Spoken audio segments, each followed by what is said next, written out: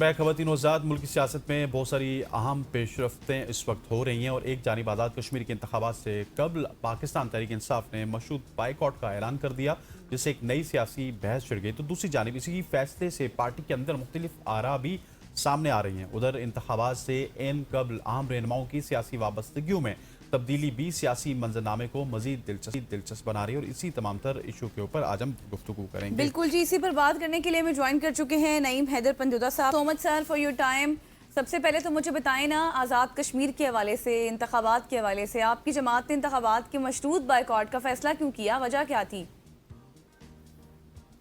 बहुत शुक्रिया, बड़ी नवाजिश आपने मौका दिया। देखें, कश्मीर का मामला ये था कि कश्मीर के अंदर जो कश्मीरियों के हकूक की पामाली की जा रही है, कत्लेआम जारी है, उनकी खुराक बंद है, उनका दूध बंद है, उनकी मेडिसिन बंद है और जो कुछ उनके साथ किया जा रहा है उनको कलदम करार दिया जा रहा है। तो हम कश्मीरी अवाम के साथ खड़े हुए हैं और इसलिए हमने ये पॉलिटिकल कमेटी ने और जो क़यादत थी कश्मीर की, उन्होंने मिलकर ये फैसला किया, ग्राउंड की सूरत हाल को भी देखते हुए कि किसी को वहाँ एक्सेस नहीं है और फ्रॉड इलेक्शन जिस तरह जीबी में कराया गया पूरे पाकिस्तान में, एक जमात को कैंपेन का हक नहीं है, एक जमात को कलदम करार दिया जा रहा है और ये चाहते हैं कि फिर वहाँ पर प्रोसेस को लेजिटिमेट करार देकर और कश्मीरी अवाम की उमंगों और उम्मीदों और उनके हकूक की जंग के खिलाफ एक अपने ढोल धमाचे और गाना बजाना और इलेक्शन में जाएं। तो हमने कहा कि जब तक उनका मसला हल नहीं होता, उनको मौका नहीं दिया जाता, उनसे कलदम वाला मामला नहीं खत्म हो जाता, तो हम तब तक इलेक्शन प्रोसेस का हिस्सा नहीं बनेंगे और हम कश्मीरी अवाम के साथ खड़े हैं। तो ये वजह बनी थी जिसकी वजह से पंजोदा साहब, मुझे ये कन्फ्यूजन मेरी भी दूर कीजिएगा। एक तरफ पार्टी ने इंतखाबात के बाइकआउट का ऐलान किया, दूसरी जानिब अगर बात की जाए तो अलीमा खान ने कहा कि उन्हें इस फैसले की बुनियाद समझ नहीं आ रही और शायद बैरिस्टर गौर को उन्होंने कहा कि वो कोई कन्फ्यूजन का शिकार है। क्या इस फैसले पर पार्टी के अंदर मुकम्मल इत्तफाक राय मौजूद था या इस हवाले से भी इख्तलाफ पाया जा रहा है इस वक्त भी पार्टी में? देखिए, जो इख्तलाफ राय होता है वो जमहूरियत का हुस्न है और मैं अगर आपको बताऊं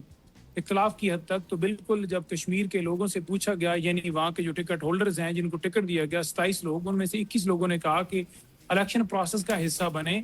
हमें बाइकआउट इसलिए नहीं करना चाहिए क्योंकि हम इनको स्पेस देंगे और अगर हम इलेक्शन लड़ेंगे तो इस झूठ के निज़ाम को एक्सपोज करेंगे, इनको यहाँ करेंगे, ये जो फसाइद कर रहे हैं उसको लोगों के सामने बयान करेंगे। तो इसलिए हमने कहा कि हम इलेक्शन प्रोसेस का हिस्सा बने, यानी वहाँ के लोगों ने कहा। लेकिन जब ये मामला पॉलिटिकल कमेटी में आया तो आज़ाद कश्मीर के सदर ने उस सूरत हाल को भी बराबर किया, लेकिन क्योंकि यहाँ पॉलिटिकल कमेटी एक अपर फोरम है और जो एपलेट बोर्ड था कश्मीर के हवाले से बना हुआ था,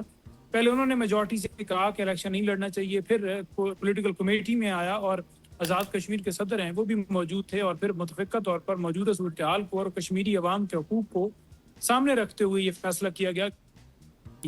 लेकिन पंजोदा साहब, अगर मैं आपको बताऊं ना माज़रत के साथ, तो अभी बहुत ज़्यादा तनकीद भी हो रही है अलीमा खान साहिबा के ऊपर, जिसमें ये बात की जा रही है कि उनकी जो सियासत है या फिर जो तर्ज सियासत है वो काफ़ी शिकस्त खुर्दा है। क्योंकि हमने देखा कि जब आप लोगों को इस हवाले से कहा गया कि आप आएँ, हाथ बढ़ाएं और मुज़ाकरात करें, तो उस पर भी मतलब कोई आगे से रिस्पॉन्स नहीं आया कि मतलब आपके पास एक विंडो है, आप उसका इस्तेमाल कर सकते हैं। सर, मेरे और भी बहुत सारे सवालात हैं आपसे, लेकिन यहाँ पर वक्त हुआ एक ब्रेक का, छोटी सी ब्रेक लेते हैं, न्यूज़ ब्रेक। वापस आएंगे, हमारे साथ रहिएगा।